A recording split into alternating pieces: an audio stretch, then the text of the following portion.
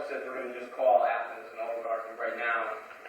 And these three are important because these are the forms of government before Athens really develops what it's famous for, and the present government that we have in the West and America, which is what? Democracy, okay? So, moving to, so that's the background of Athens. Now we're going to start with Sparta. Sparta had another name called Lacedaemon. That's the original name of Sparta. And this is like, we've got to know these Greek names.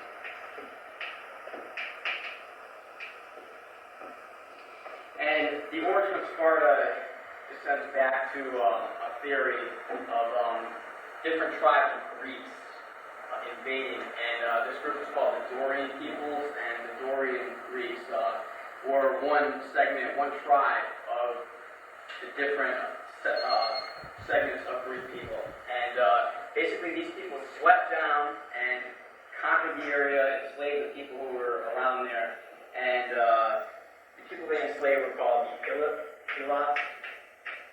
And they just set up a system, a state where it was really kind of like socialism, where which socialism means basically the government owns everything. So in this state, it became no one had personal property. It was complete equality. And the important thing about it is this becomes a military state. It becomes a state where all the men have to go into the military right from the beginning of time at the age of 7. And it's a rigorous state. Like they're on a diet, they have to work out from this time to this time, and it's just basically Sparta becomes a military style government with the sole purpose of war, training the men in war. Whereas Athens ends up becoming a limited democracy.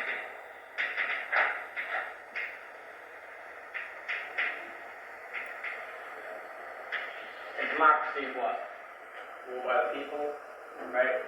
Comes from demos, between people and Greek.